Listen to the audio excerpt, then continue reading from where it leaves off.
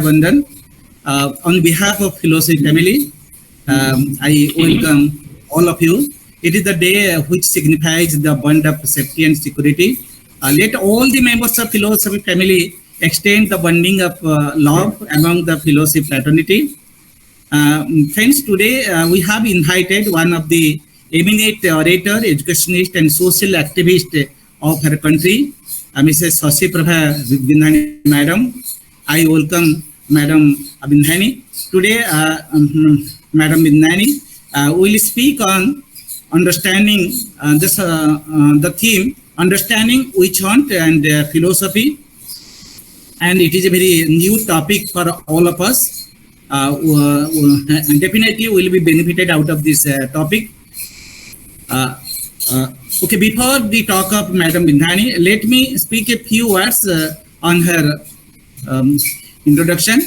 Mrs. Shashi Prabha Bindhani did her postgraduate in philosophy at Utkal University, Banibar. After her Bachelor of Legislative Law, he joined as an advocate, joined the district bar at Baripada. In 1985, Mrs. Shashi Prabha Bindhani is the senior social activist of her state, and she has immensely rich experience in the field of social development. And Madam Bindhani is well known for relentlessly championing the human rights, health, nutrition, rights of women, children for all over 2 decades. As a leading human rights defender of the state, Madam Bindhani has fought on numerous constitutional and human rights violations in Odisha, facilitating legal interventions in different courts of Odisha. Madam Bindhani is very notable among her legal interventions in July 2011 that resulted in the Odisha Prevention of Witch Hunting Bill in 2013. And it was a very innovative issue at the time. Madam Shashi Prabha's understanding of witch hunting is very convenient, and it is very popular. It has made her popular among the state, and she has a very strong belief on social psychology. She has enabled her to contribute towards a holistic understanding of the pertinent issues on different social issues. Madam Bindhani has assisted the government of Odisha through her expertise in the departments like women and child development, home and health, and many other departments that is not possible to read out here. Madam Bindhani has first-hand and in-depth understanding of the issues and challenges faced by the poor and excluded, especially the tribals, Dalits, women and children. Mrs. Bindhani has also held many important offices and led many civil society initiatives both at the state and national level. Madam Bindhani has worked with grassroots level organizations, and she is associated with many NGOs that is not possible to reflect here. She has worked with Care India and Indo-Swiss project and many other projects of national and international level. She has served as the state director for Human Rights Law Network, Odisha, and the country program and the whole country program director in Phnom Penh, Cambodia for CCF, Great Britain. Madam Bindhani gained knowledge and skill from different areas, and she is very popular both in state and in the country and outside the country for her relationship in the different public organizations. She has worked in various fields as freelance and independent consultant. Madam Bindhani worked as a researcher, a policy analyst, campaigner, trainer, advisor, and human rights defender. And she was also in charge of the commissioner of state Human Rights Commission for a couple of years. Madam, sorry. Information. Information. Okay. Okay. Then I congratulate Madam to this webinar. Once again, I offer my hearty gratitude for all of you to be with us. Today, we have with us our convener and host, Professor Pramod Kumar Das. We have with us our co-admin, Dr. K. Omanan Rao. Today, he will be moderating the next part of the program. With this, I welcome all of you, and I welcome Madam Binani to this program to start her speech. Madam.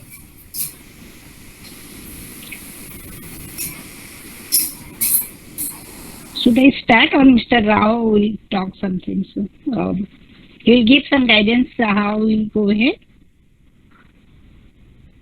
Hello.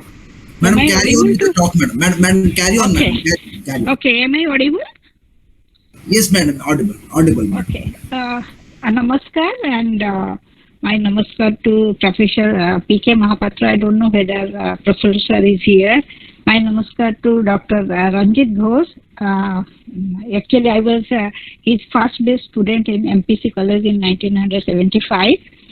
And I'm so much fortunate enough to have my friend Professor Ramchandra Majhi.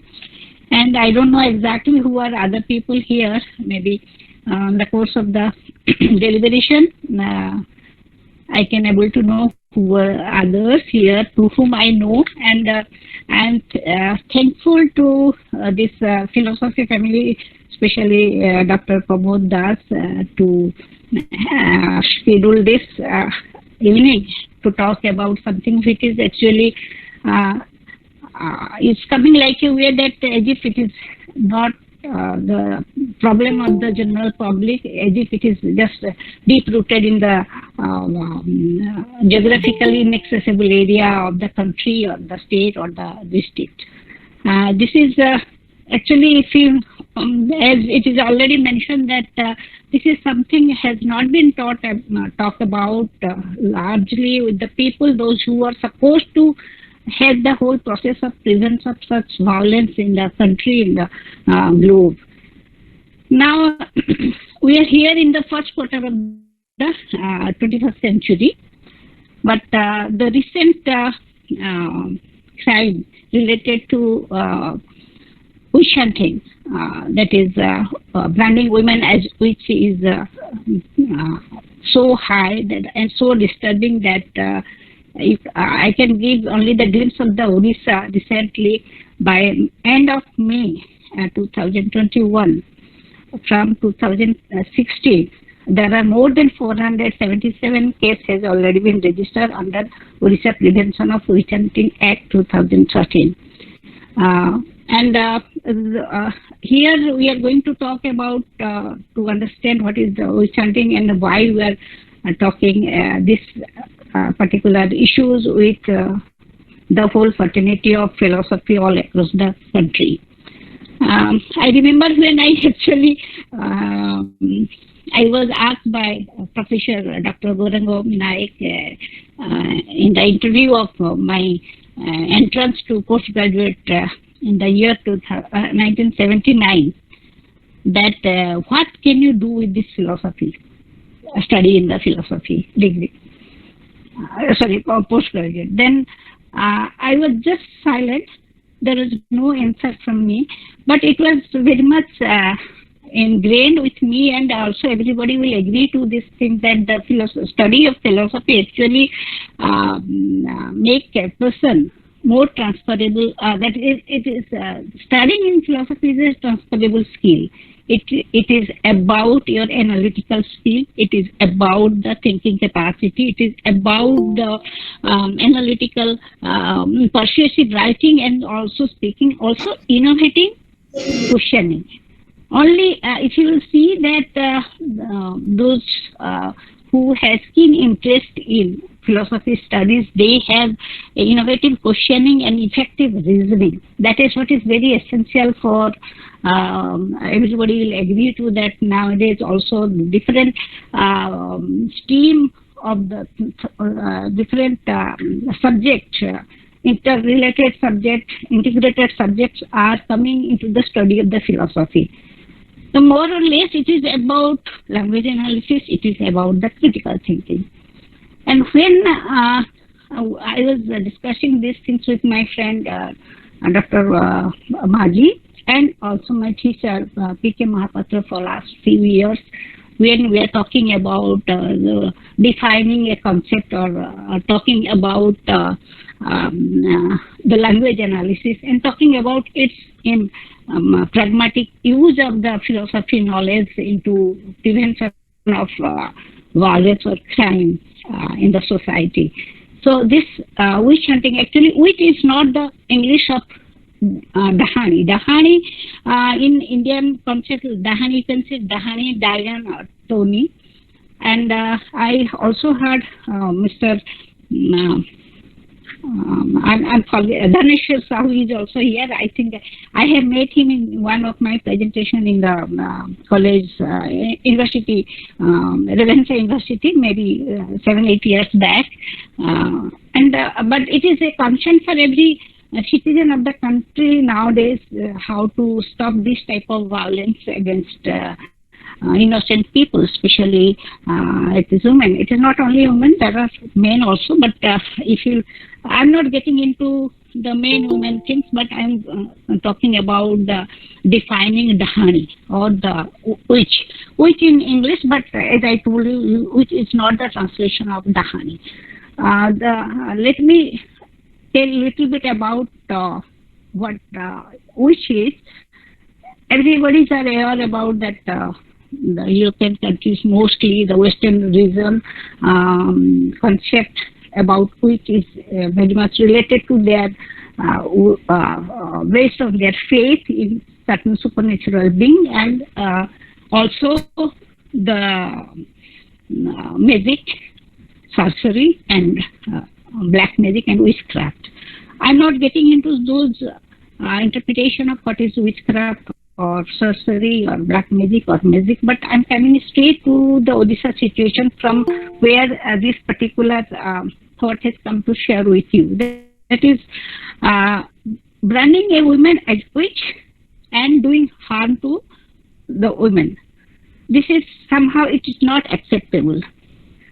Calling someone is Dahani or Diane or Chudel, whatsoever. If you go and read if you refer the Wikipedia, also you find that Diane is that means it is explained that it has come from it has been derived from Dakini. Dakini is another concept of Indian mythology of Chausathi Jagni in Orissa, and you can say Dasa Mahavidya. But when I went through this definition to understand why this Dahani or Diane or Chudel is being branded on women and those women are such violence, then in Odia there is a Bhasa Kosh. It is for Purnachandra Bhasa Kosh. And in the 7th volume, when I read through that Bhasa Kosh, there was one full page. Hello? Hello? Anything? Am I audible? Continue, madam. Yeah. Madam, continue. When I referred that particular page, it was a full 1 page and 2 half page of description, where it has been mentioned that what is Dahani is. That means it has been explained that it is being told by some other people that Dahani are such and such things. They used to go outside home in the evening and they used to do some rituals in the dark.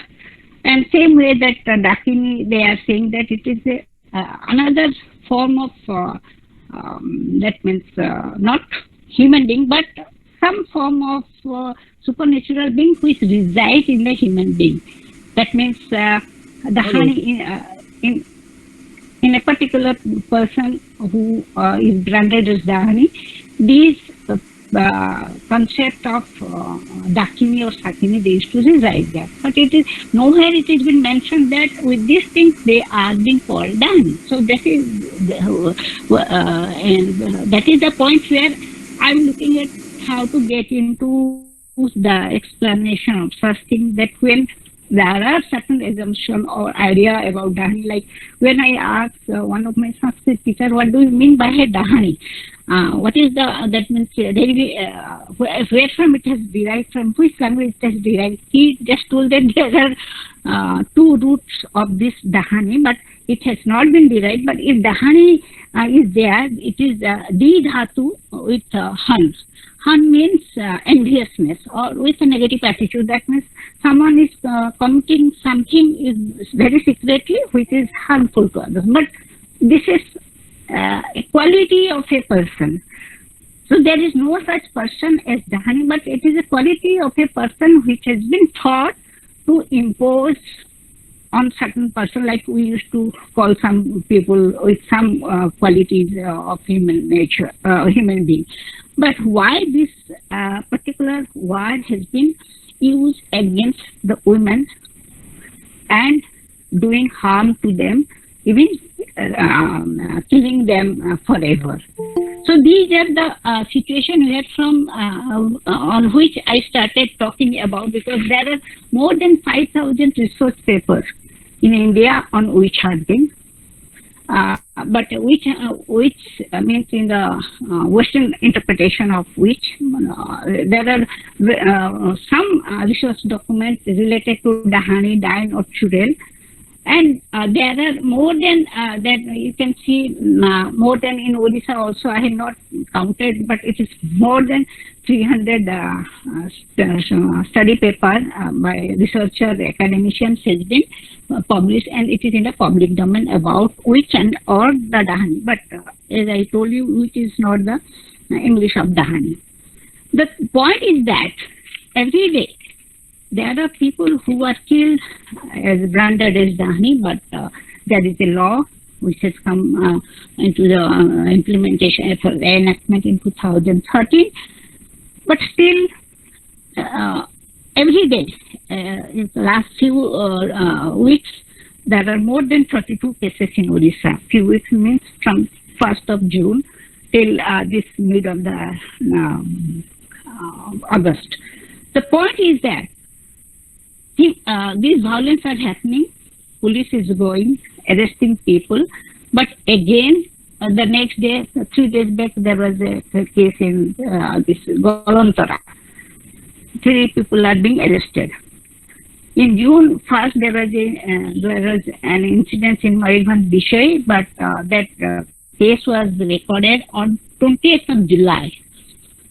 On 1st of July, there was some suspect incidents has taken place in Balangir, and they came to the collector to complain against the abator or the person who has done that means who were threatening them to leave the house, and also that few families were being isolated, ostracized by other community people. And the incidents came to the surface only after 20 days of such incidents. So there are so many incidents are happening, but it is coming to the knowledge of the media or the police after more than 1 month. So there is something happening to people. That's why they are not coming to the forefront or not complaining before the police, even if there is already one act in Odisha. So the thing is that there are some people who are threatening them not to go for complaining before the appropriate authority. Then how will prevent such crime? Dhaneshwar Babu is here also. I must also refer Dhaneshwar Babu, because when I filed my petition in 2011 July, the Rationalist Society also became the co-petitioner in 2012 April, after the incidents at that is Kodara. In April 2nd, 3rd, 2012, there was violence, and in that violence, one police officer was also being shot by the this perpetrator. then how we'll go ahead with these things? Whether the study which has been taken by the academician all through the globe and the anthropologists, sociologists, and many other academicians, even from the human rights defenders. There are many human rights defenders who have filed cases in different courts of law. But why you are not able to prevent such crime? One thing is that when we are talking, there are, if you analyze a case, like suppose, take this case of just recently which has happened in Mayurbhanj. In Mayurbhanj, a girl came to the police only on 20th of July, but on 1st of the June, her family was being threatened by some people. If they will not leave the house, then they will they may do harm to them. And they started threatening this girl that if you are not doing these things, then we'll kill your relative. Again, you come to this case in Parlathamundi. That was on 27th of July, I think. It was a Friday, and Saturday morning it came in the news. And in one family, there is a girl. There is a girl, and that family, the father of the girl, and some people actually attacked another family. They are neighbors to them, and they told them then they are doing some guni already. And if they will not leave the village, then they will kill them. Because the girl is falling ill and is running up to the neighbor's house and hitting her own head in the door of the other family. And that family might have done something to her. That's why she's doing such type of behavior. But she's all right. But there was no statement from the medical fraternity about her health status. If you come to the another cases, in Mayurbhanj again in the month of July, a woman was being killed by few people in that that is in the Bangladeshi Thana, and that case was being reported by her relatives. Again, in same another incident in Ganjam, that is in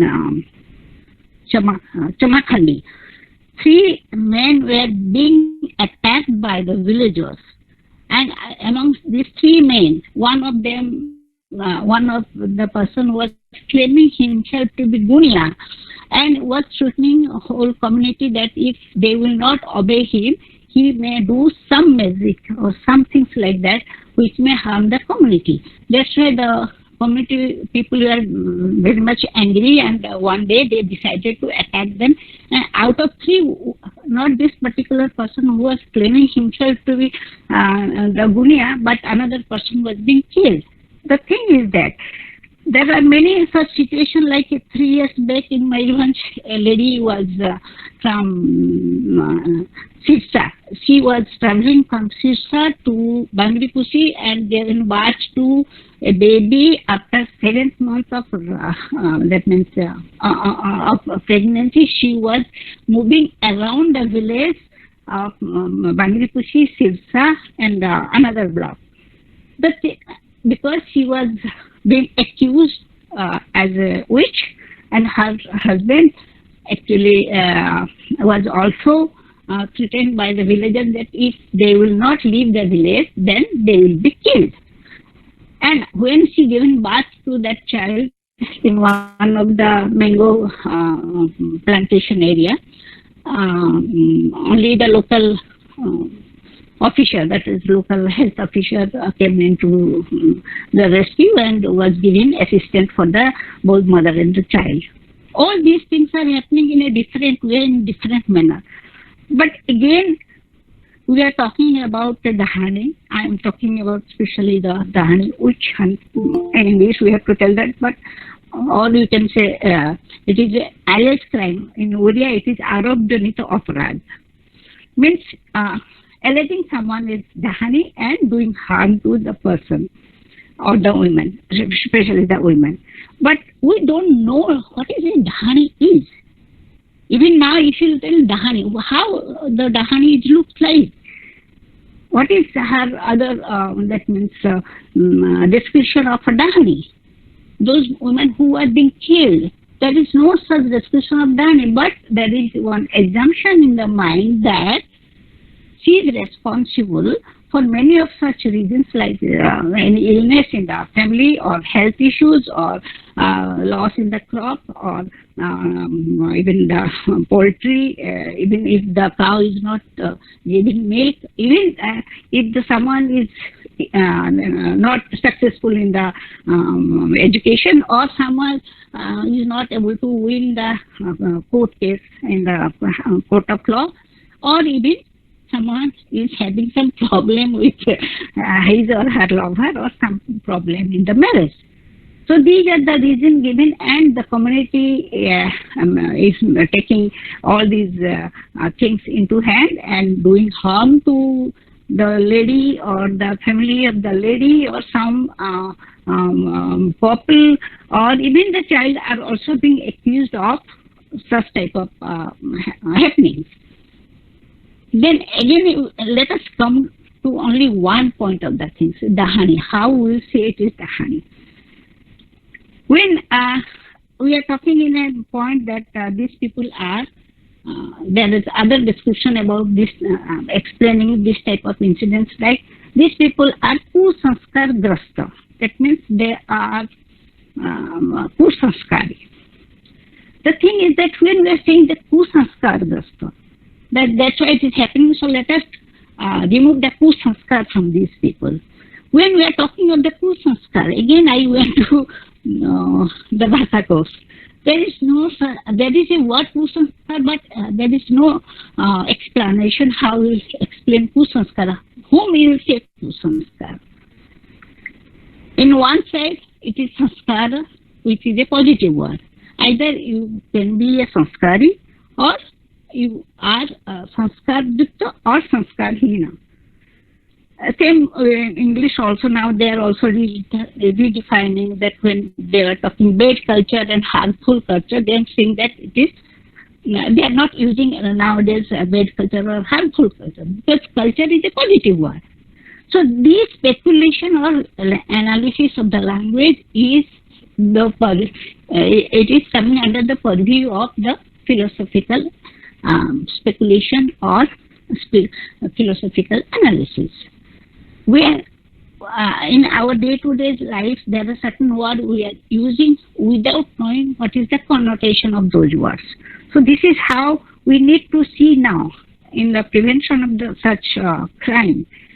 Alleging someone with your belief and the way you think is and doing harm to that person is a crime. So now also in the Western, agnotologists are coming up with certain analysis of how that means talking about something and not talking about counseling something about some product. Suppose you are talking about some product, and you are counseling some fact about the product, but you are talking about some fact about that product, but we are not talking about the fact about that product which is harmful to the special, for example, cigarette. So there are certain other things also when we are defining or we are talking about certain concept. We are not talking about that concept clearly. When we are giving some explanation, or when we are describing that crime related to witch hunting, we are not explaining actually how we should go ahead with this definition of Dahani, or definition of the way they are ostracizing the women, that this woman is having supernatural power and is doing harm to others. That's why we are killing her. So talking about the supernatural things, we are not defining what supernatural thing is there, but we are saying that she's Dahani, she's having some power in herself and doing harm. But we are not questioning what is Dahani, or we are not questioning what is supernatural things. Other thing is coming here that we know that a woman is being she's being blamed that she's responsible for certain health issues or certain illness in the community. But when we are talking of illness and ill health or death of the member of the community member, there we are not seeking the support of the health system. The health system is responsible for explaining the health issues or the illness or whatever the reasons are given and which the woman is branded as Dahani. So these things of the human behavior or analysis of the societal elements while branding a person as Dahani is not being speculated by us. Especially, we need to take this type of speculation into our philosophical analysis, so that common people may able to get a clear idea about not getting into a situation where the woman shall be branded as Dahani and the victim of such violence and death. Overall, if you see this situation that women are branded on Dahani, and at that point of that also some other people are also coming to identify in some cases as Dahani, and they are doing some puja and other things, that that person is being called as the witch doctor in Western language, but here we call Gunia. Gunia in Odisha, there is a place called Noyagarh, and around Ganjam. Ganjam is the neighboring district of Noyagarh, and other districts are also very much using the expertise of some Gunia of Noyagarh district. There are certain this type of that is called Khotobula in Oriya, and also Kulabula. Kula means there is one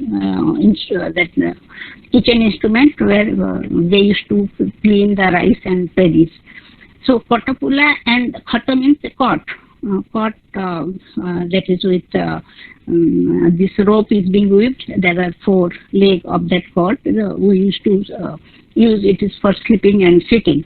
So these people are also claim themselves to be expert in using such devices against devices for identifying another woman as Dahani. Also, they use it for the finding a person for any theft or such type of happening in the community. My point is here that when we are talking of such type of social behavior of the people, especially calling someone as Dahani, we are not getting into how this word has been formed. We are taking, as on today in Orissa, if you will see, these things are happening without analyzing what is Dahani is. The community, we are talking of the awareness, but talking of the awareness to whom? When police is going, police is also, in some point of the time, the police has also told that they may be victim of such gunya or spell of the Dahani. In one point of the training, some people were also thinking that if they will go and arrest under this act, that person may do some spell on him. So these are the understanding or the perception about Guni and Garadi is existing in our minds, even the police, even the common people. When common people are talking about Dahani and Gunia, they are saying that it is not happening to the people in the city. It is only happening into the areas where people are not having access to education, health, and other facilities. That is one part of the thing. But thing is that when we are using the word, we are using like Kusanskar or Dahani. The word is not being used to refer with a clear-cut definition of such Dahani or Kusanskar, because both of the word, both Dahani and Kusanskar, which are there in the Bhasakos, has been explained in such a way that it is not talking about exactly what Dahani is. As I mentioned, Kusanskar is there in Bhasakos. So our learning about certain word is being very much influenced by the meaning which is there in Bhasakos or in dictionaries or Wikipedias. So now it is also the role of the philosophical speculation is very important to see and verify that the language we are using in our day-to-day life and which is harmful and also leading to violence and crime has to be verified.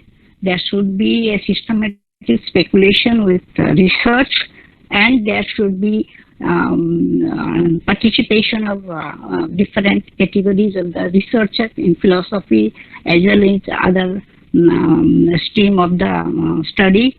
But philosophy, what I am very much keen of taking philosophy into this particular process of finding meanings to the words, because a main maybe a main element of philosophy teaching or study is analytical thinking and questioning, effective reasoning and questioning the whole fundamental elements of a particular concept or word.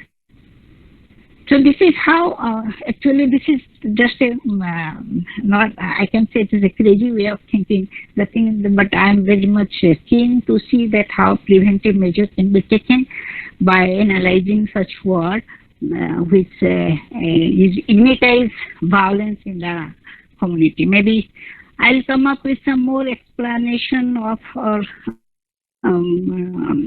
description of what I'm thinking more passionately after the questions from the audience. But this is what I'm thinking about the philosophy's role, that means study of philosophy in preventing such violence in the country or all across the globe. Thank you very much. Okay. Any questions? Okay. Thanks so much, madam, for your excellent talk and conceptual clarification in which hunt and the reason behind such beliefs. Madam, today you have chosen this topic in the intention of making the pragmatic use of philosophy. Madam, definitely this issue is a scientific or rational defense against irrationality that you have described, witnessed, and fought for the justice of the common people. Thanks so much, madam, for presenting such a new topic in the philosophy family. Now it's time to invite Dr. K. Omnarana Rao for moderating the interactive session. Over to Dr. Omnarana Rao. Namaskar, everybody. Thank you, madam, for talk in the philosophy family on a topic which we never thought that would be discussed in philosophy. So thanks for linking witch hunt with philosophy. So, well, the very idea of witch hunt is based on our belief in witchcraft. Well, I belong to Ganjam district, and I know the sense the people carry, the non-progressive attitude that people carry in Ganjam district. Even we in our families have a belief in a sort of witchcraft, because even the ladies in our families, they don't even throw the hair without spitting on that, fearing some sort of witchcraft and all that. So it's a grave danger. Even nails are never thrown out without spitting on that. Because in Ganjam district, as you have said, of Chamakhandi, very near to Berhampur, we have come across incidents like that, and there are people who openly said, yes, I am practicing witchcraft. And there are also people who say, no, we know the art of witchcraft, but we are using that in a positive sense. And they are the people whom we do go. When our children suffer from smallpox and all that, we go to them and they make us, they do some acts, and we don't take, and they recommend not to take any medicine for smallpox and all that. And within 3 days, naturally, the scars in the body, they go away. So some sort of belief system that is very much there in Ganjam district, and we are grown in that pattern, and we are very much attached to that. And well, philosophy has a vital role to play in changing the mindset, and how far this attitude of practice of witchcraft, the belief system that is there in the mindset, and is it exactly a craft? Well, there is a possibility of having a sort of craft. And there is a question of asking what is the scientific basis to all this. So it's all, so very idea of witch hunt comes when we have a belief on witchcraft. If the belief system goes, then it's very difficult to philosophically apply and philosophically mold people to an understanding of having a rational outlook to this. Well, nicely I have tried to see how philosophy can be useful in changing the attitude of people. Well, thank you, madam, for your presentation. Now, well, we have very number of people, reputed scholars of the country here. Well, as you said, Prafulla Mahapatra sir, you have taken the name of Prafulla Mahapatra sir. He's the teacher of all our teachers. Now he is with us. Now I invite him for some comments. Prafulla sir. Can I speak something? Sir, first let me ask Prafulla Mahapatra sir to speak, and then Professor Sahu. Mahapatra sir. Dhaneshwar wanted to say something. Let him say. Then I will say. Okay. Dhaneshwar sir. Because he is really the expert in this. Okay. Okay. Namaskar to all. For the last 4 decades, I have been associated with this problem. I was the founding president of Odisha Rationalist Society.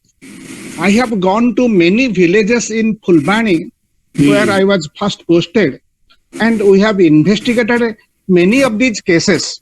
And then we have also come across many cases in Ganjam district, in Sundargarh district, in Morbhanj district, and then in 2012, our organization, that is Odisha Rationalist Society, in which I was the president, we filed a PIL in Odisha High Court.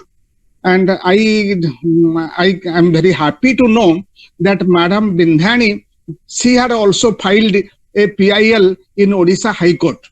But I was not aware of that. Then there was some Chief Justice in Odisha High Court. He gave a verdict because we presented with the statistics how many murders take place each year in Odisha. Average 65 to 70 murders take place in every year in the name of witch hunt, black magic, sorcery, all these things. And from my own experience, I know that people have a firm belief that there are some evil forces or evil spirits. And if some evil spirit enters into a human being, either male or female, she can do any harm to others. This is a belief mostly in the tribal belt as well as in other belts. And also we know from those who have studied, have read the social history of Europe, they know that thousands and thousands of women have been burned alive because they are branded as witch. And the Christian belief was that if a devil spirit enters into somebody, then she can do any harm to anybody. So with this preoccupation in mind, they have burned thousands and thousands of women in West till the arrival of the European Renaissance. And that is also happening in India and in Odisha till now. We have an organization that is called Federation of Indian Rationalist Association.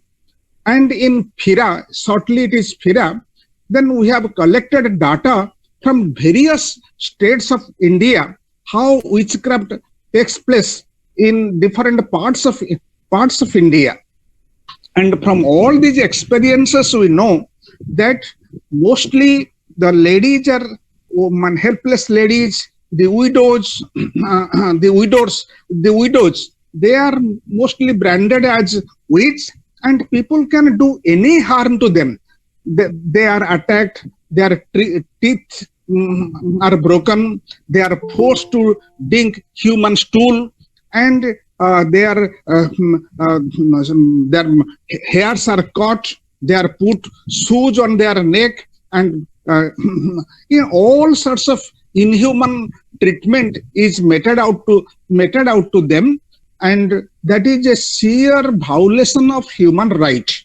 And those who have studied these cases, we have studied hundreds and hundreds of such cases in Odisha, and also I know thousands of cases in our country.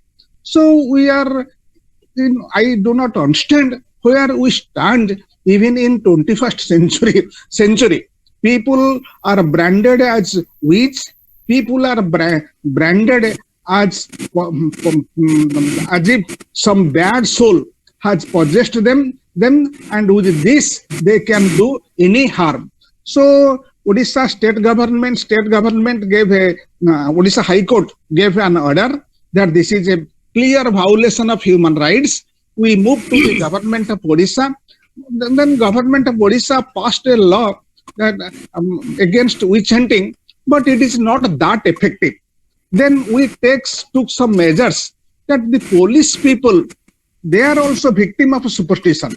So police people should be properly trained. Even to our surprise, some educated people also support this thing. Support this. Madam was referring to Kulabula, Khotabula, Nakhadarpana. All these types of black magic are very much prevalent in most of the parts of Odisha, and we have been trying to educate people. And from 1980, we have also published various challenges. If anybody can show a single instance of having supernatural power or miraculous power, we are prepared to pay them 10 lakhs of rupees. This challenge is still there. If anybody from any part of Odisha or any part of India can show a single event of somebody having some supernatural power by which he can do all these things, then we are prepared to. Our organization has put this challenge. FIRA, Federation of Indian Rationalist Association, has put this challenge. So this is a serious problem of our society, where there is a clear violation of human rights.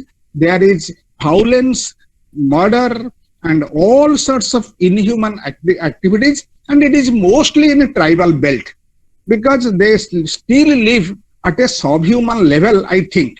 So these are my observations. And yes, another thing I want to add, that we are publishing a magazine that is Vaigyanika Charcha, and in some of in 11 and 12, I remember, because we presented all the data before the High Court, that in every year, which murders have taken place, in which district, in which village, and so average 65 to 70 murders take place in every year, and still that is continuing. It has reduced because of our activities and our programs, many things have been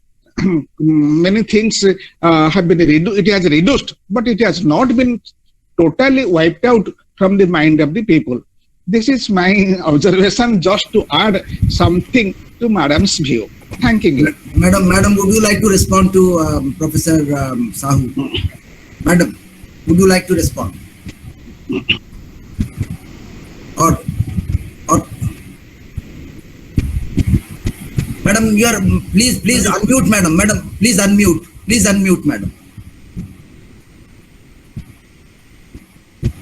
Madam, not audible. Yeah, Please unmute yourself. Yes. Hello. Now audible. Thank you, Dhanashwar Babu, for talking about the rationalistic society. Actually, day before yesterday, it is the day of, I think everybody knows about the Ambedkar's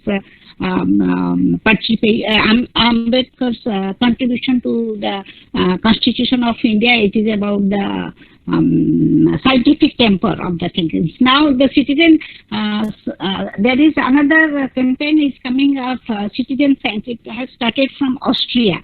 They are talking, as I mentioned you about, suppose there are certain faith amongst people about the illness of the community.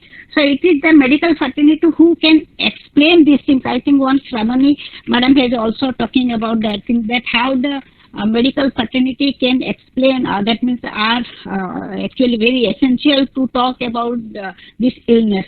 There are all across the state, if you see the newspaper, I have done an analysis of the newspaper which have published such type of news that for unknown reasons there is death in the community. Last year, I think it was in month of March, that was in Noyagarh.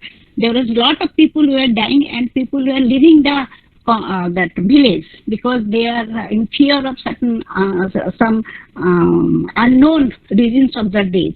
So it is the Department of the Health who should clear all these misconceptions about the death and just to prevent any such situation of branding a woman for the cause of such death.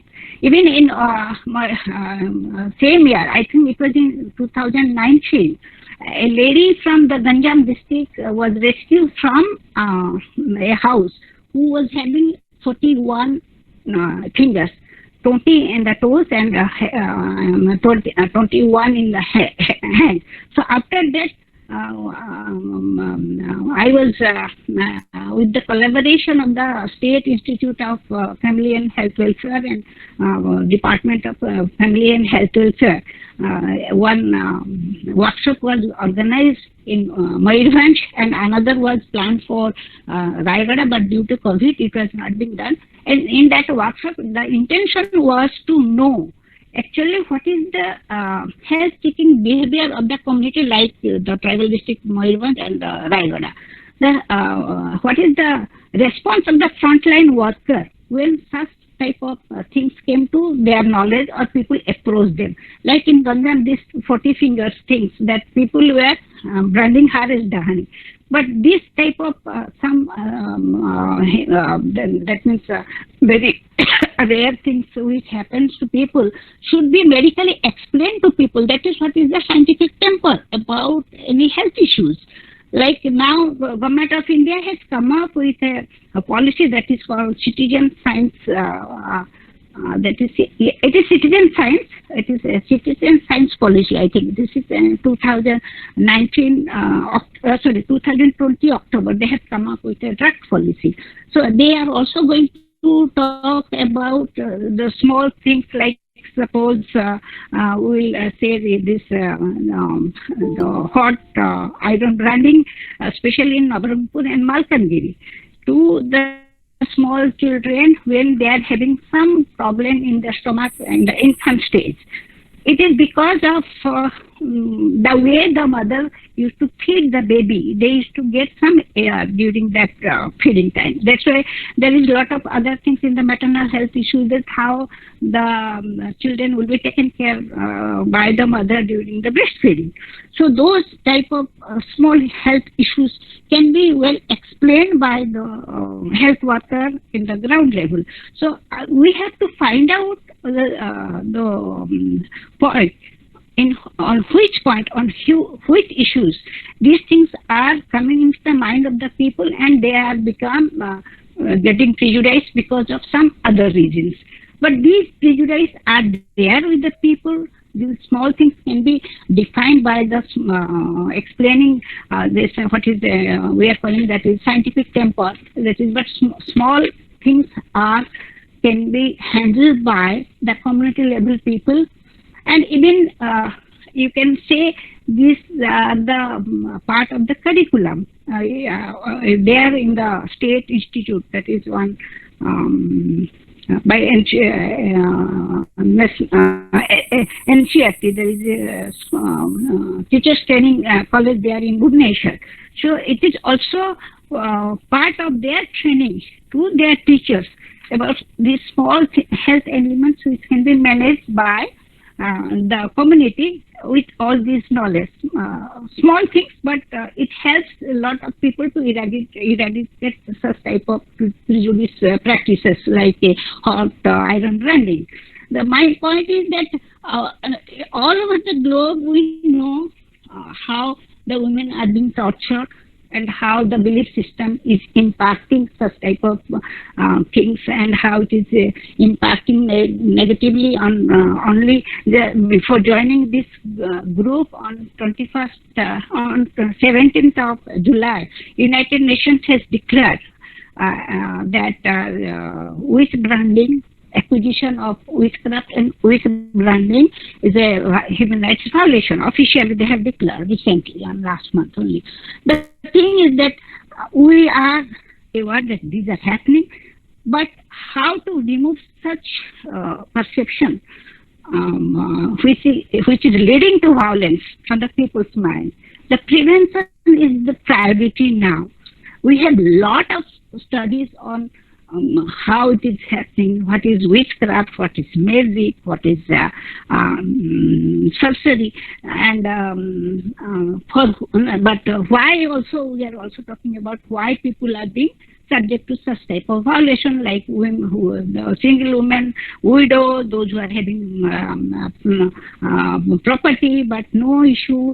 So they are victim of such type of violence because one side there is prejudice in the mind of the people, and other side people are vulnerable to be subject of such type of prejudice and can be motivated by a perpetrator to do such things. Like on which basis I filed the PI in 2011 July in the Court of Law. That is, I'm not naming her now because she is leading her life in a better way. When a young girl killed her sister's mother-in-law with the allegation that she is responsible for her failure in the matric, for her death of her father, for the unemployment of her brother, and failure in the other issues like her love affairs. And one of their close relation who was actually interested to have a lane, which is actually her sister's mother-in-law was taking a decision of both the family.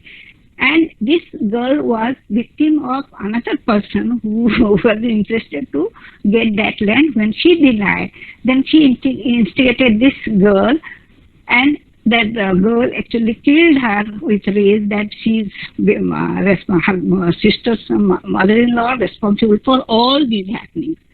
And she just came and surrendered in the month of May in 2011 before the police station, that with the head in one hand, another hand she was carrying a bucket.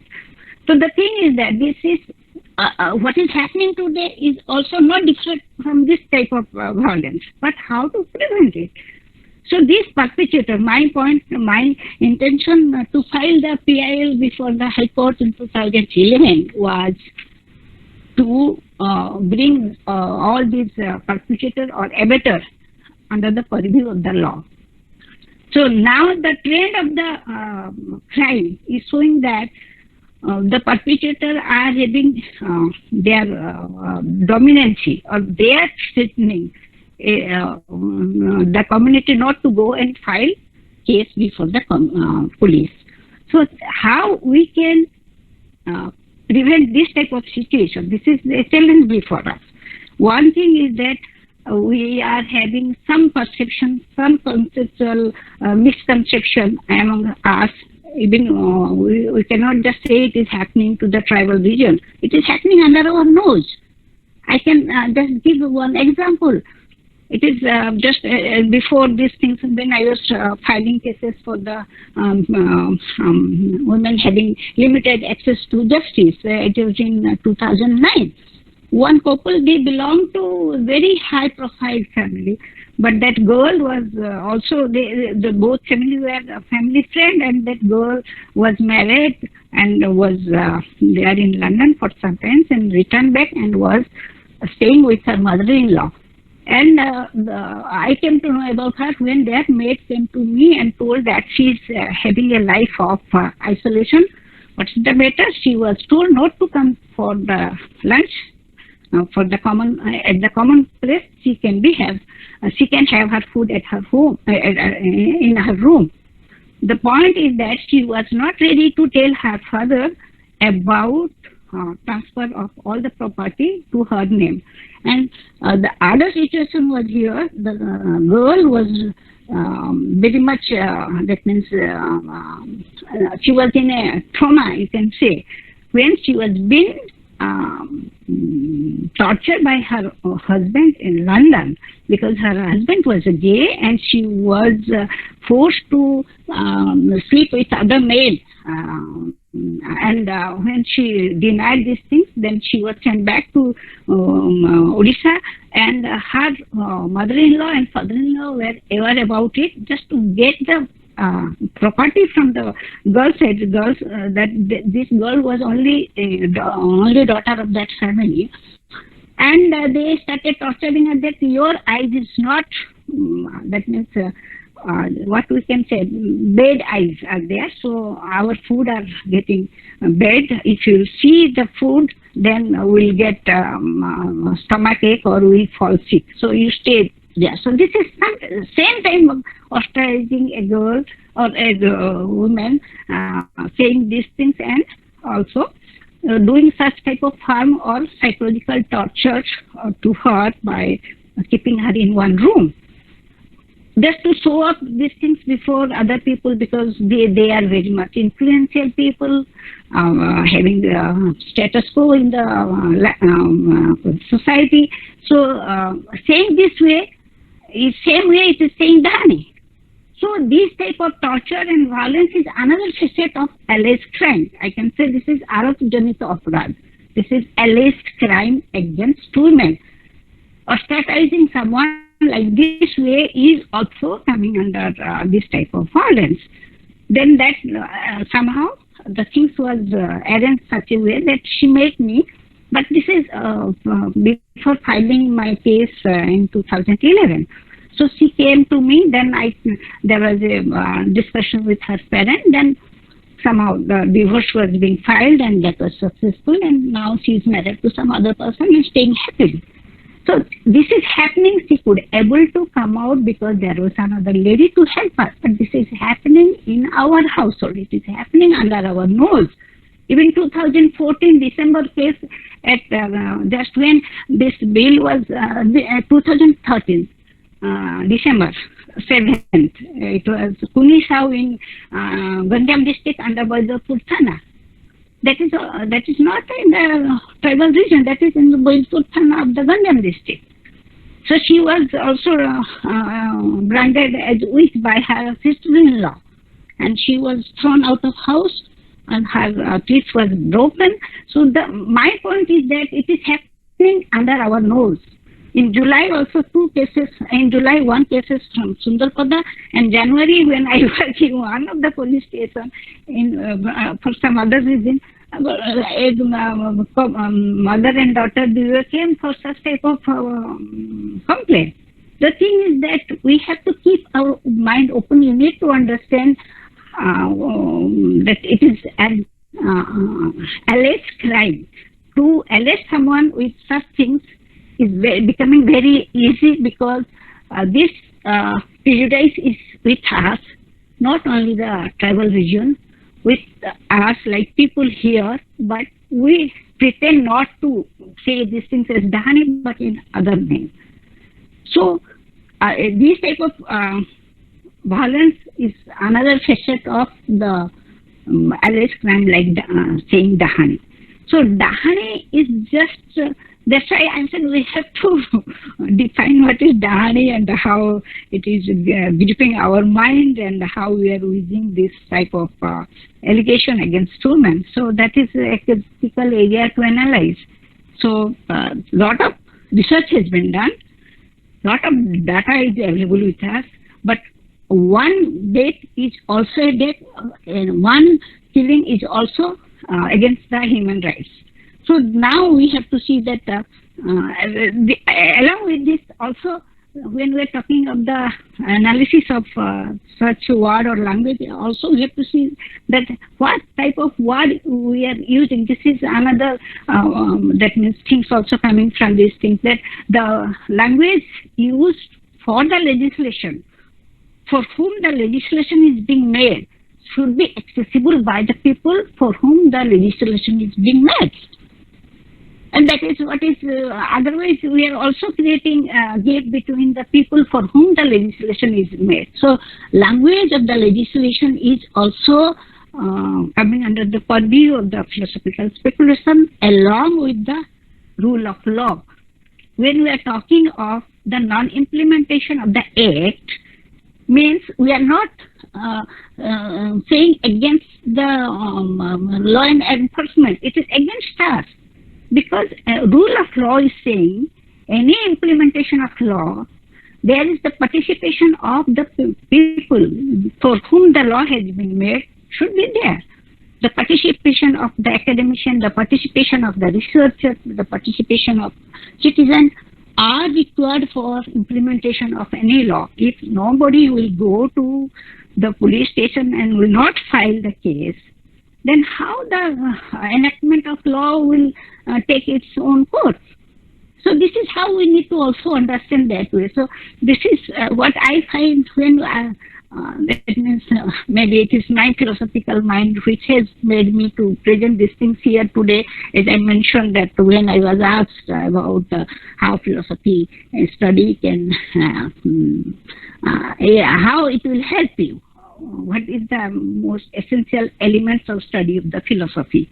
So the essential element is that the skill we learn is very much transferable. That means we are capable, the person who actually studied the philosophy with that means clear understanding, analytical thinking, and the persuasion skill or persuading writing and speaking, and also innovative questions with effective reasoning is very important. So these are the key elements of study of the philosophy. What I understand in the recent, that means trend or globally, philosophy is looking at these things. So as part of that, speculating against the crime, especially when this is now the witch hunting, this alleged crime, is facing a lot of such type of academical knowledge or inputs to go ahead and give a life to the people of peace, security and dignity, which is very much mandated in our constitutions. So we need to practically examine the concept like faith, trust, and that means the issue which is very much part of the witch hunting, as already being mentioned by some of them, that believe in the witchcraft, sorcery, or black magic is actually the main impediment towards finding any preventive measures. So let us talk about how we can go ahead with this prevention measure. I think this is how I'm looking at, but appreciating everybody's concern and going ahead with these things, that how critically we can make it better for the life of the common people and innocent people. Thank you, madam. Thank you very much for your response and also for your efforts that you are working on. You are working on against the cases of human rights violation, especially linked with witchcraft and witch hunt. And thanks, madam. Thanks a lot. And during your response, you have said a sort of awareness, mass awareness is to be generated. The scientific researches that are coming up that have to be put into the minds of the people, and a proper education is what is required, and that's what is also reflected in the chat box made by the comments that I am seeing by Srinivasan Krishnamurthy, Shesadri P, and Sravani Mishra. They say, well, and towards the end of your response, you say, well, unless and until a sort of thinking, a sort of critical thinking, a sort of reasoning is not generated from the self, we should not keep on with a belief system propagating itself. Before getting on to a belief system, we need to question it before such a practice is taken into issue. So witch hunt and witchcraft, if at all they exist, as Professor Sahu has said, show us the cases where such craft is really feasible, is possible. So is there any evidence to that? Unless and until there is a scientific basis to this, so we should go with the scientific rationality, wherein we have to go with reason and not with a blind. We should go on with the reason, with rationality, and not with the blind faith. And taking the blind faith, we cannot violate the rights of human beings at large. Thank you, madam, for your efforts for at the legal level to bring down the cases, to put the culprits into what to say, not doing such harm against somebody who is not actually needing that what to say, that punishment. Okay, thank you, madam, for your efforts. Now, the professor will speak some. Professor is there. Well, sir, professor. Sorry, sir. Okay, I have been listening to the lecture by Shashi Prabha and also the observation of Dhaneshwar Sahu, because I wanted that since Dhaneshwar is very much in the field, he is an expert. You see, all these things, see, I want to point out that witch hunting is something, hunting for something which is not there. Like philosophers have been alleged to try, they are trying to search for the black cat in a dark room which is not there. It is something this. The fact is, there are no witches. There are Dahani Nahanti, Bhutto Nahanti, Spirit Nahanti, Preto Nahanti. ये सब हमें जानुଛୁ. हमें भलो कि जानी कि मध्य we are victims of this. एठी Shashi Prabha has been telling me the philosophy should do something about it. Yes, philosophy should do something about it. But I will take you back to Dhaneshwar will bear me out. I think long back, it was Abraham Kabul who wanted to prove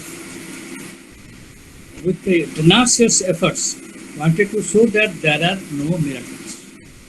So whenever there was any claim of there being a miracle, he would be going there with all, he would be taking all pains to go there and try to prove that what is happening is because of something which is factual. So scientifically he would explain, this is what you have to do. And what you have to, it is not really philosophical, but it is the work of the sociologists, anthropologists, all sorts of people But philosophy had a lot to do, like the rationalist society. Philosophy is something which is different and special. That is because it is critical thinking, it is rational thinking. So rationalist society has been doing this good work. Abraham Kabut did this, and I'll point out another example which has happened in our lifetime, to my knowledge. A gentleman, a professor, he became a professor later on, but he was to go to England on a Commonwealth scholarship. And before that, what happened? This is a fact I'm telling you. What happened? There was stone throwing in the house in the evening, in his house. So, I mean, this is also a kind of supernatural ghost and spirit. They are doing it. This is what we believe. Then it so happened that some curious people in this area, they wanted to find out where from these stones are coming to his house. And you will not believe, it is a fact, that they found that this very gentleman was sitting behind the ପାଚେରୀ ସେପଟେ ଛିଡ଼ା ହେଇ ସେ ପକଉଛନ୍ତି। ବାବୁ ଏଇଟା କ'ଣ କରୁଛ ତମେ? ଧରିଲେ କ'ଣ କହୁଛ? ନା ନା ନା ନା ମୁଁ କ'ଣ କହୁଥିଲି କି ମୁଁ ତ ରହିବି ନାହିଁ, ଆଉ ସେଥିପାଇଁ କିଛି ଦିନ ଏମାନେ କେମିତି ରହିବେ ଡରିବେ ନା ନାହିଁ। ତ ଏଇସବୁ ଜିନିଷ ଏକ୍ସପୋଜ୍ କରିବାକୁ ପଡ଼ିବ, ଏକ୍ସପୋଜ୍ ନ କଲେ ହେବନି। ଏବଂ witchcraft and belief in spirits and ghosts, ଆମେ ଜାଣିଛୁ it's a superstition, but then our mind is so very weak. That is what our mind is so very weak that we cannot boldly say that they are not there. What is required is that from the side of the sociologists, from the side of the anthropologists, everybody should try to be boldly pointing out and exposing these things. So one thing is very sure, that ଡାହାଣୀ ନାହାନ୍ତି, ଭୂତ ନାହାନ୍ତି, ଏସବୁ କଥା ଜାଣି ମଧ୍ୟ ଆମମାନେ ହେଉଛୁ ୱିକ୍ ମାଇଣ୍ଡେଡ୍ ଲୋକମାନେ। ବା ନ୍ୟାଚୁରାଲି ଆମେ ତ with something can't B explain properly, ଡାହାଣୀ ଗୁଣିଆ ଏସବୁ ଜିନିଷ ଆସୁଛି, ତାକୁ ଦୂର କରିବା ପାଇଁ ହେଲେ Yes that should be A proper plan syllabus in which you have to teach these things to people, to students, to other people, that there were no such things, and you have to prove it. ଯେମିତି Abraham କାବୁର କରିଥିଲେ, ଏବଂ ଯେମିତି ସେଇ ଯେଉଁ ଲୋକମାନେ ସେଇ ଭଦ୍ରଲୋକଙ୍କ ପଛପଟେ ରହିକରି ସନ୍ଧ୍ୟାବେଳେ ଦେଖିଲେ ଯେ ସେଇ ନିଜେ ପକଉଛନ୍ତି, ଟେକା ପକଉଛନ୍ତି ଘରକୁ। ଏସବୁ ଜିନିଷ ଏକ୍ସପୋଜ୍ କରିବାକୁ ପଡ଼ିବ। ଏକରେ ଫିଲୋସଫି କ'ଣ କରିବ, she is very anxious about that. That philosophy has to do something about it. Philosophy ଏୟା କରିପାରିବ to create awareness, to incite rational thinking, and that is how the people have to be told that you are trying to find out something which is not. ଯେମିତି ଆମକୁ ସବୁ କହୁଥିଲେ ପୁରୁଣା you are trying to find a black cat in a dark room, who will know that? Same thing for your proof. You have to prove it. For proving this, the real method is you have to introduce rationality, instill rational thinking into the minds of the people, so that they become strong enough to stand up against this superstitions.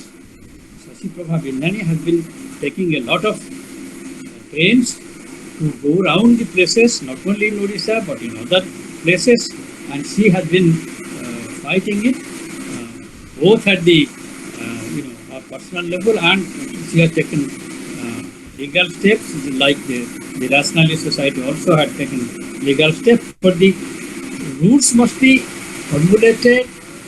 Rules are there. There are many rules. Why rules are harmed because people are not law abiding.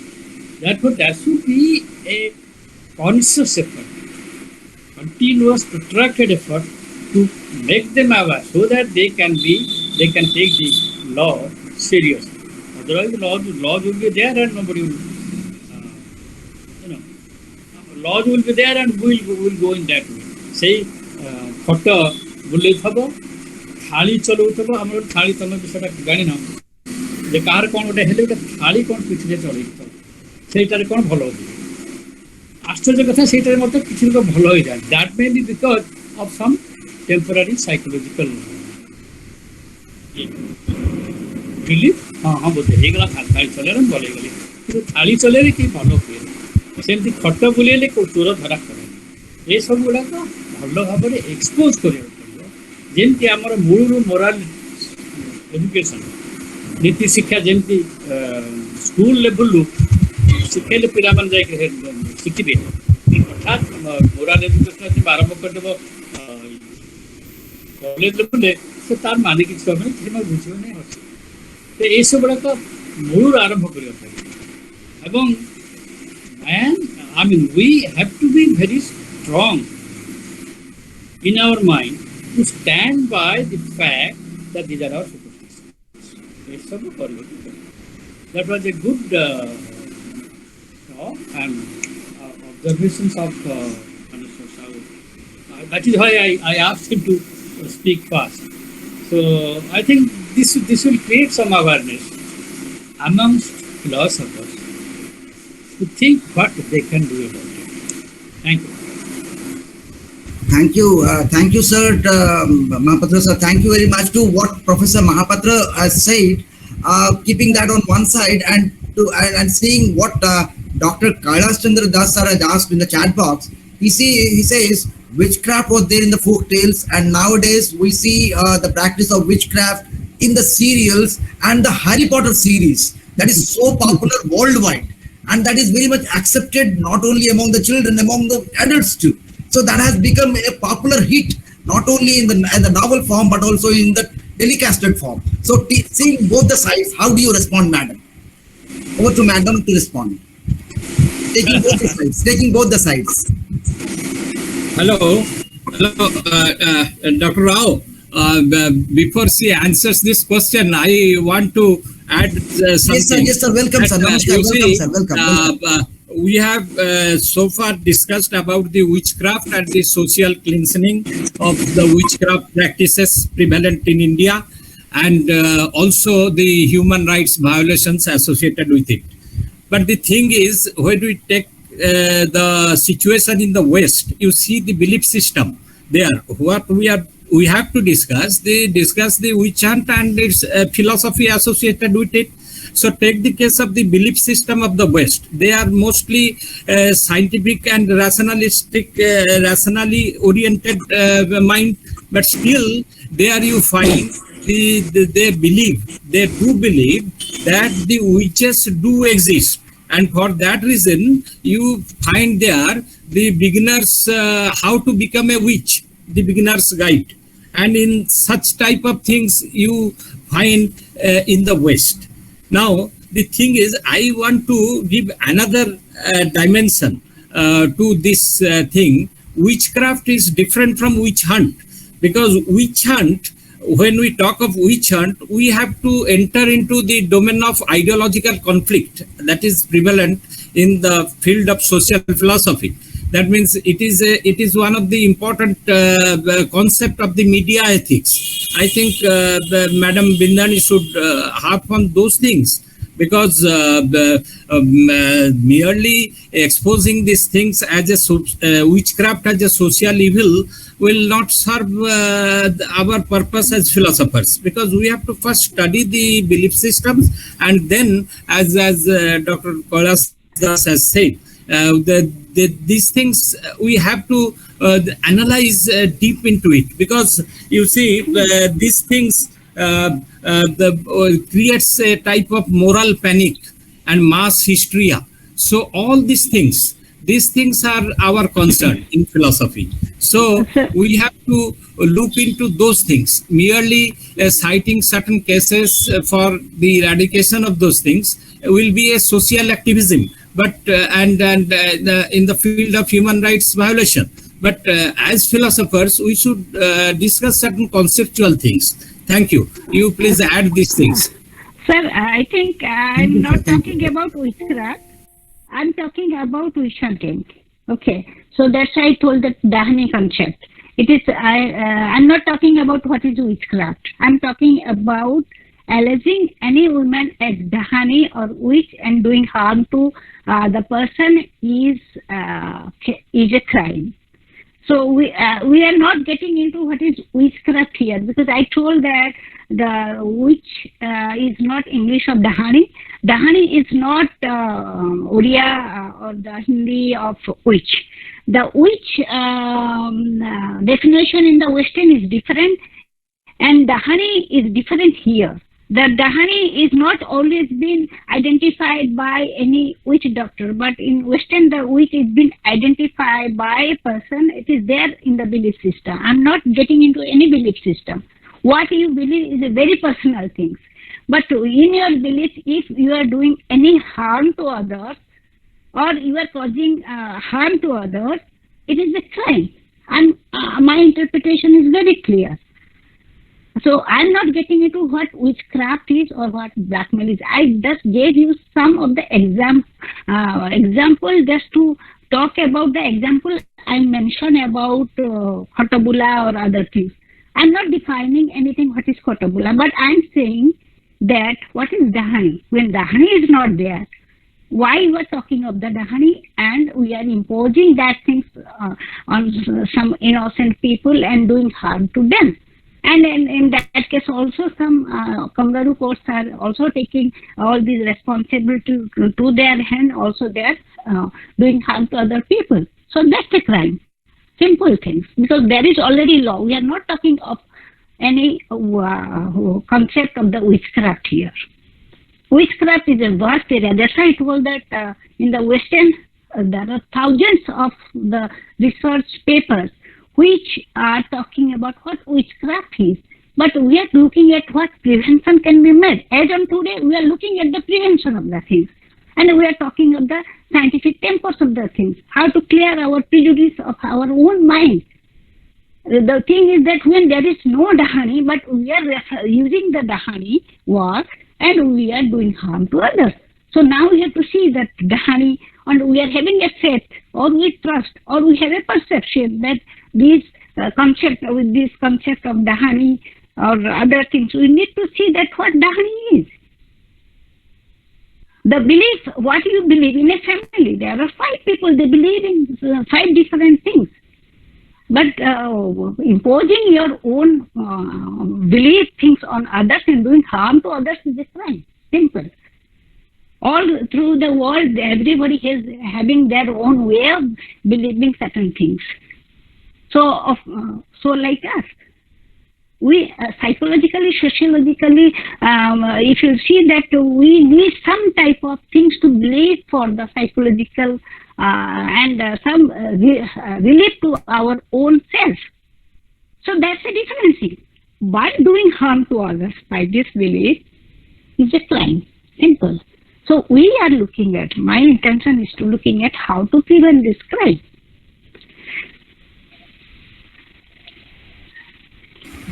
Hello?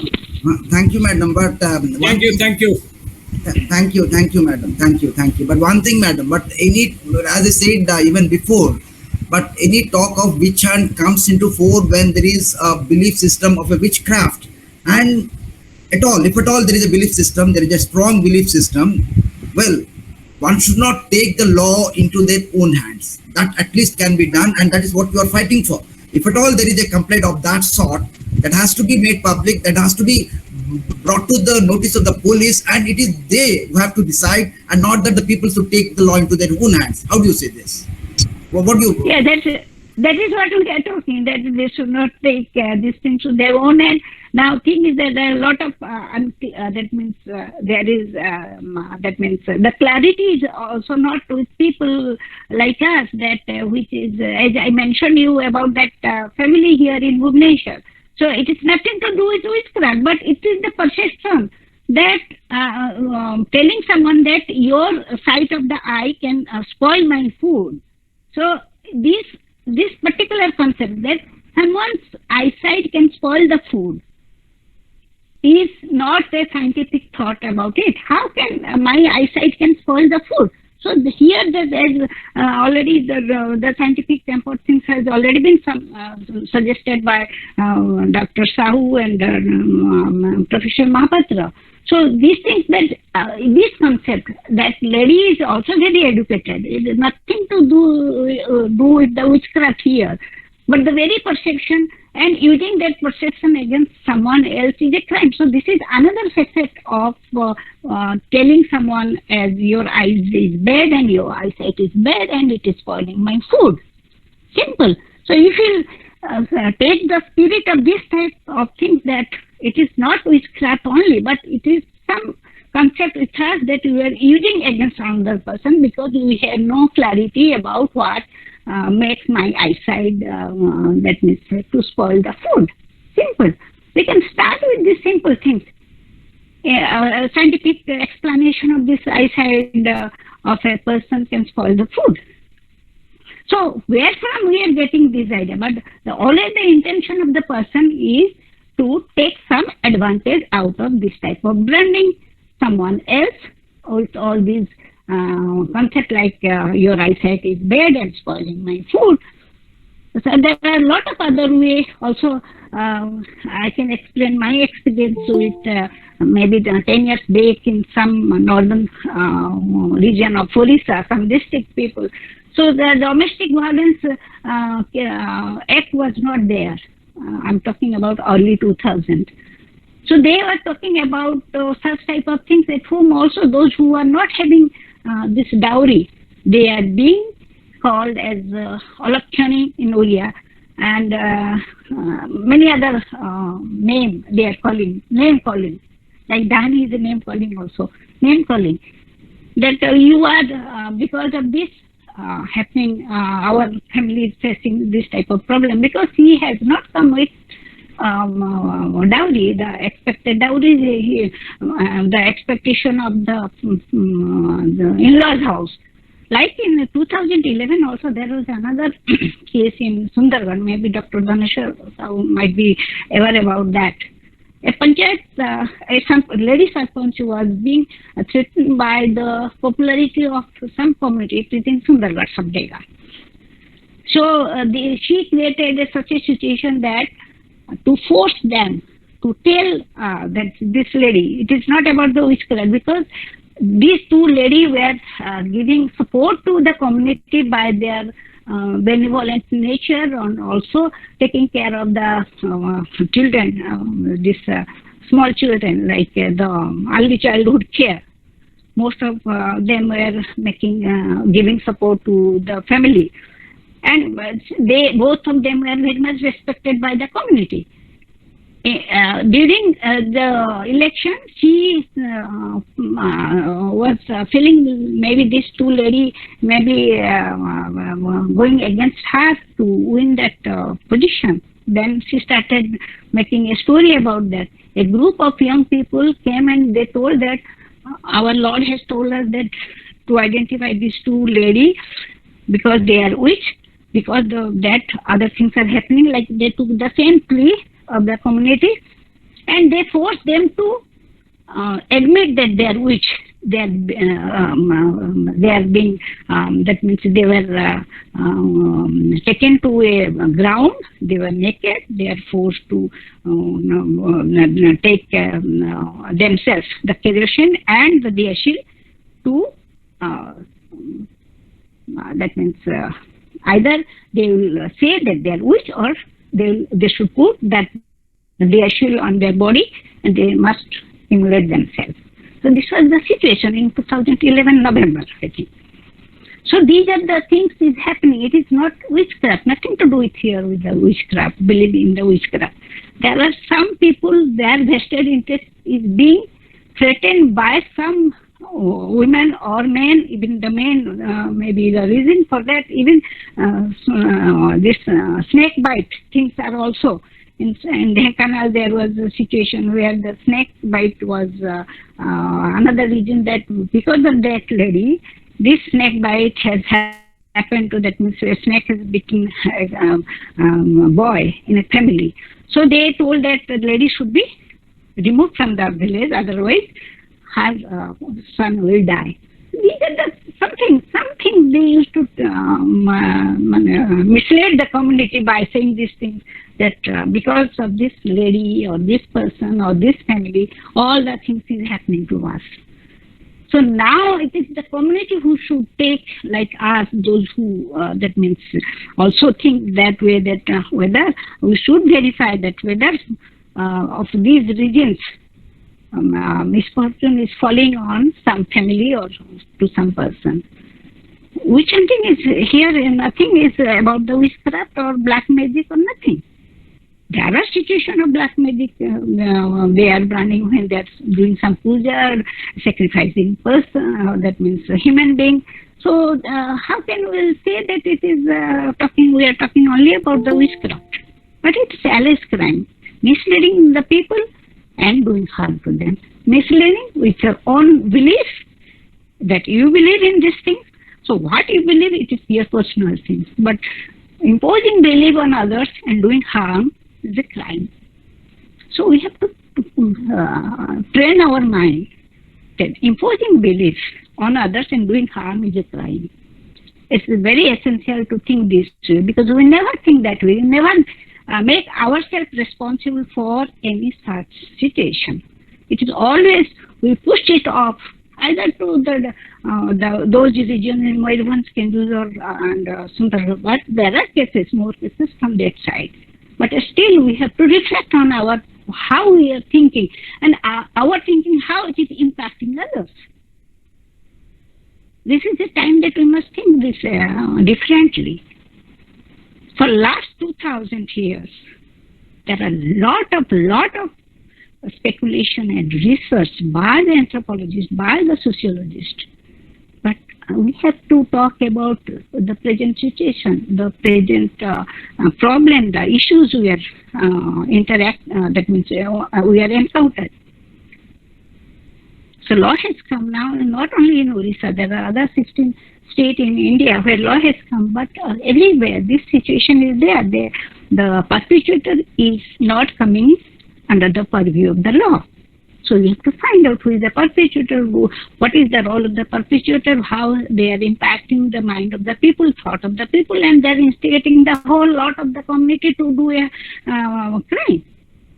As Mr. Rao was talking about the Ganjam. Ganjam is always a mob crime.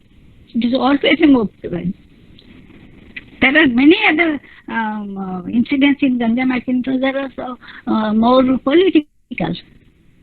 One that Mr. Rabi Nahak, I think is that same Kadala things. Rabi Nahak and his wife was there 3 years back, just August 2019. They came to me.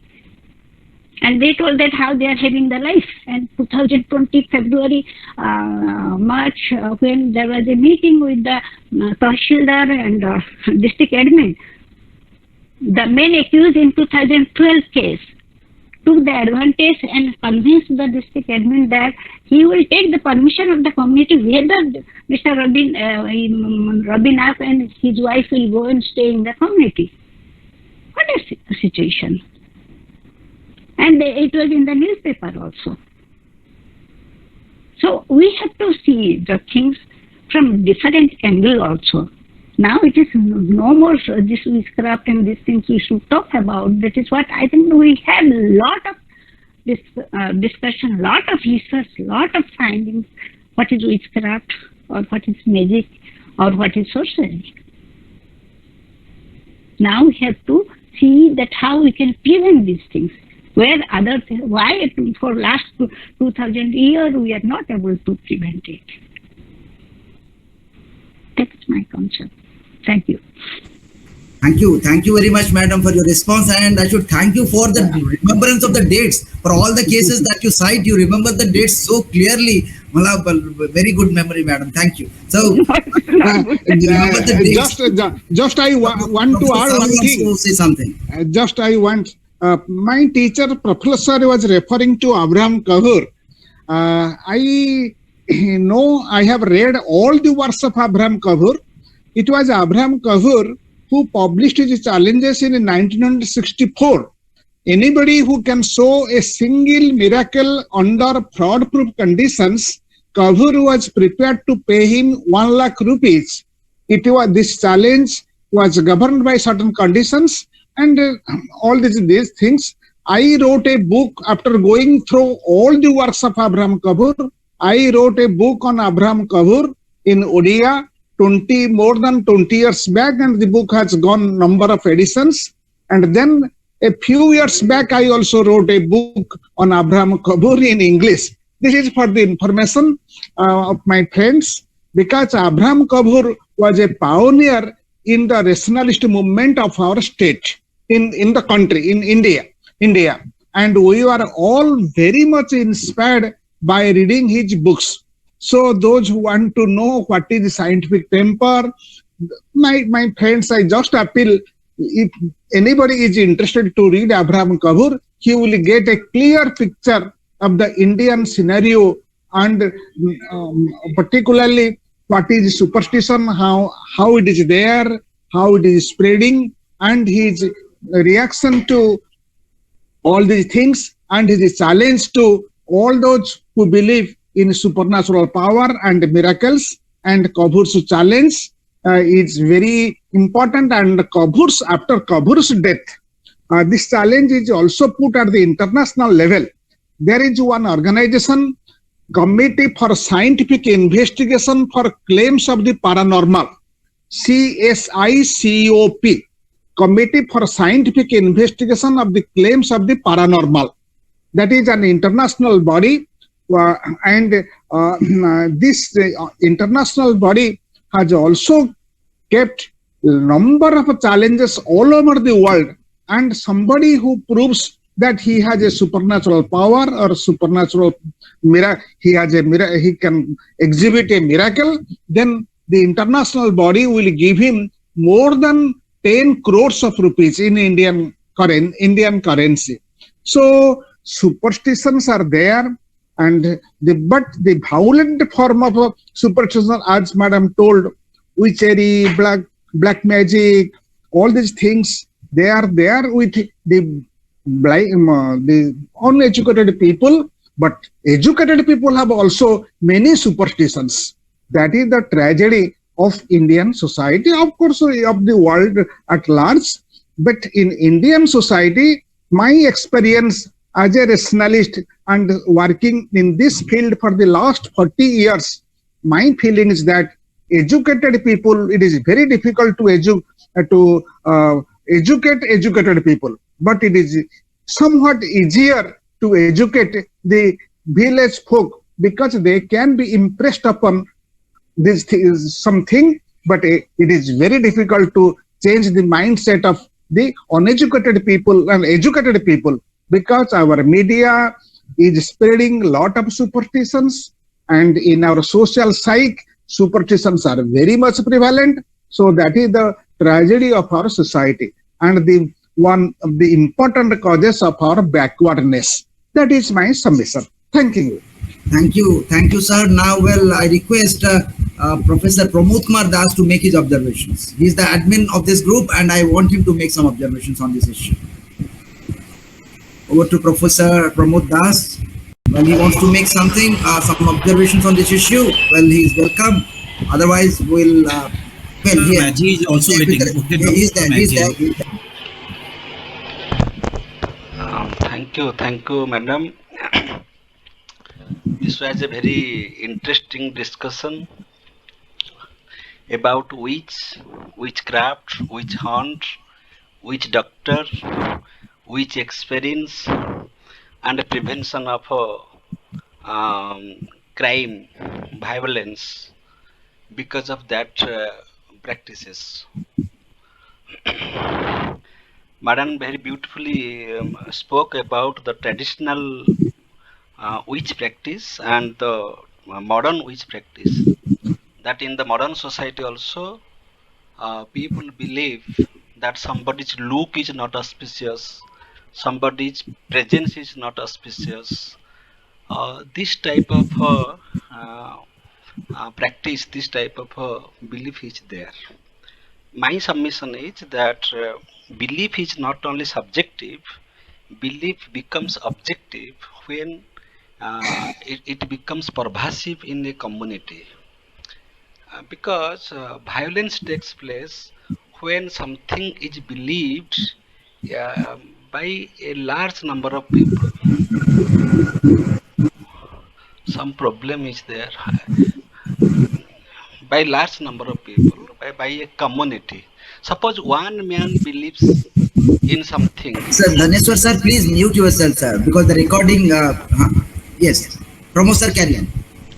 Suppose one man believes in something that cannot affect, but when the entire village, people of entire village, the entire community believes in something, anything believes in anything, that belief becomes objective.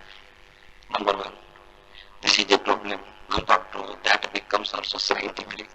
Also, this type of belief becomes religious. We many times we attach our belief system with our religion, religious practices. Number two, it is also scientific in that sense, because in science we believe in perception, experiment, all these things. So in these witch practices also, the witch doctor or the person who claims that he is a Rahani or witch, they also prove by demonstration that this happens in this we use just a signal. So all the magics that take place in those states, they are demonstrated on the stage. Therefore, we pay money and see that magic show. So in that sense, people tend to believe because it appears to be scientific. And some religious are getting to. So there's both the cause and the effect. So that becomes the experience. So this is the problem. So how can we prevent this? I said that is trying to say that this can be prevented by philosophy, because it's a problem that not necessarily operate in the order of individual. It is a problem of a collective psyche. So collective psyche can be prevented by philosophy, by philosophical awareness, because science class, the police person who will go to investigate that police person also take this type of ministers take that they think that success is the unethical we can be successful by this type of practice. Ministers that practice many cases that practice police officers are also involved in this. Taking as a claims, giving to the people also are also involved in this type of practice. That is also very bad that we need to educate to correct people. We should this exist.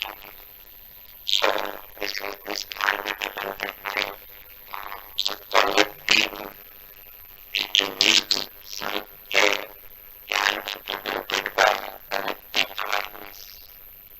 I think the purpose of education, by educating one person, we can prevent that was not to educate the mass.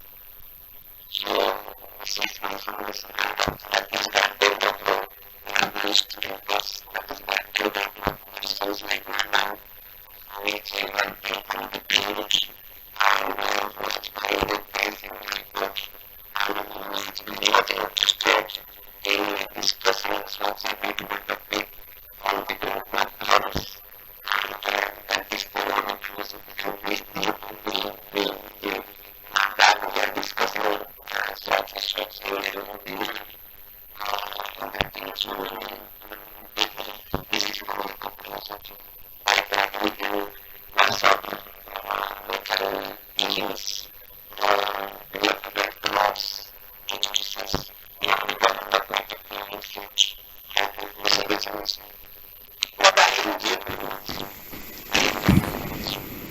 Thank you, Professor Das. Well, Madam, would you like to say something? Madam, please unmute. Madam, please unmute. Madam, please unmute. Madam, please unmute. Madam, you are not audible. Yes, now audible. I think there were some other questions in the chat box, but I think we are also getting late. It will be too much for other people. But the thing is that there is already that means brainstorming has taken place, taking the concept of witch hunting, witchcraft, or belief system. As rightly Mr. Pramod has already mentioned about the collective perception against such type of prejudice, how we can go ahead with it. That means we are here to find out more space to think about it and how to go with better option or a better process or mechanism so that we can prevent such type of violence without getting into more of talking about whom we actually make the victim of the such witch hunting or how it happens. Or it is enough with us. But the thing is that as how where we have failed, that is the most important thing. And we are taking a point here. Thank you, Pramod Babu, giving the line to everybody that we are taking here, that how we can mass perception is there and how we can impact the mass perception against such type of violence.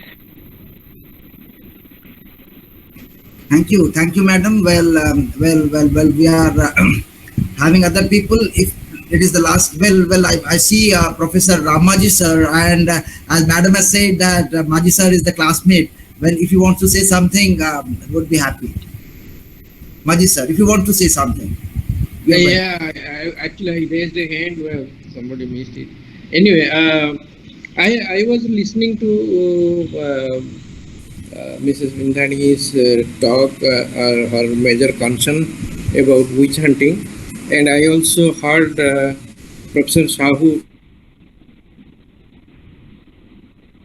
Dhaneshwar Sahu's concern that law is not powerful enough to prevent witch hunting, and then I also heard observations. So to sum up what she has said, and in talk and in the replies to all other observations and the observation of other great ETC senior intellectuals, I think her major concern is that witch hunting is there, and because of this witch hunting, innocent people are getting killed, and they are getting killed for many reasons. But witch hunting is giving the brand, and she is saying that if you can really understand what actually Dahani, the notion of Dahani, understand it and then let people know that it is an absurd concept, then maybe they will be realized that this absurd concept cannot be materialized in any way in our community and cannot be exemplified by human beings. Maybe they will say, oh, okay, so maybe we will get rid of this innocent case, killing of innocent people.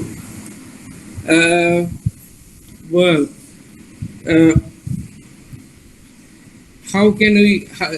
That means we need to think a lot, because it is a very complicated issue. And it is not just a personal belief system of an individual. It is a kind of a belief system shared by community, and changing the community's belief system is not such a small job. It needs a lot of multi-dimensional approach to change it, because it is in the culture nurtures it, not just the belief system. So if Dahani, as Professor Mahapatra said, Dahani is unreal. Well, people who believe it, those tribal people or those non-tribal people who are giving a pretext to convince people that it is real, and it can be very dangerous also. And this person has this ability of being a Dahani. So, how to approach this problem? Not by just law, not by just education. We have to somehow look to the deep into the matter and see from sociological point of view. So all those research from sociology, anthropology will not be in vain. They will definitely help us in guiding how people's belief systems are nurtured and how they can be nurtured. And philosophy, what's the role of philosophy here? Philosophy, philosophy helped in understanding the notion of soul and, establishing that such a notion of soul, transmigration, immortality of soul, all these notions cannot be rationally sustained.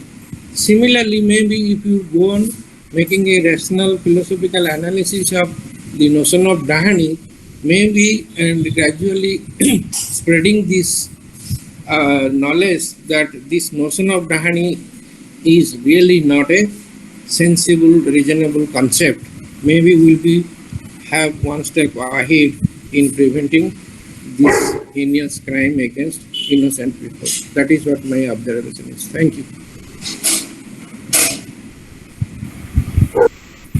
Well, last lines on the entire issue, madam. Last lines, your last lines on taking all everything, your lecture and the pujas, the observations that were made, and the last lines of Professor Maji, and what would be your last submission in few lines, madam? Madam, please unmute. Please unmute. Madam, please unmute. One thing is that we must get that strength to question.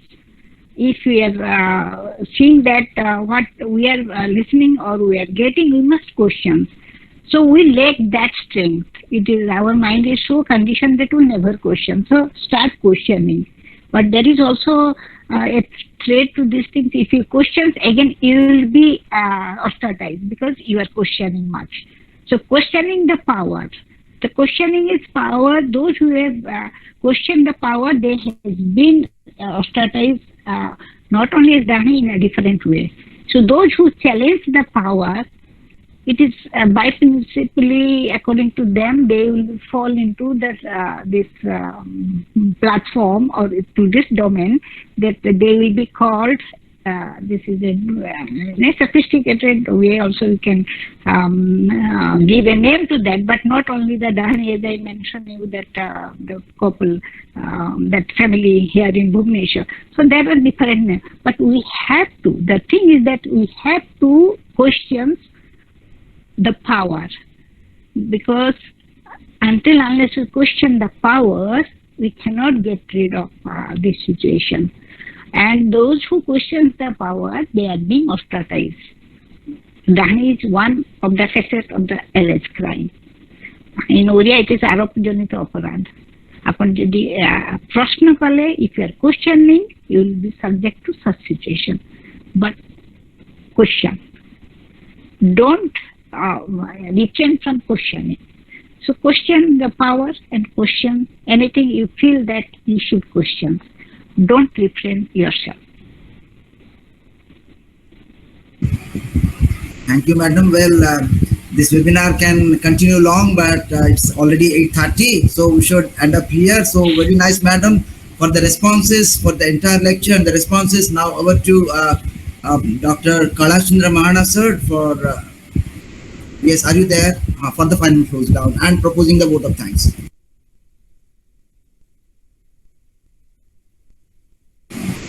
Hello. Hello. Hello. Yes, sir, you're audible. Audible. Hello. Okay. You're audible, sir. Thanks. Thanks so much, Dr. Rao, for beautifully writing the entire question session. Actually, today, how to have with us Madam Sasipa Nani, the eminent orator and social activist of tech, and also the information coming. Today, we also know how she has faced such in her state, and he Sir, your network is not right, sir. Move to the right area. You are not audible properly. You are not audible properly, sir.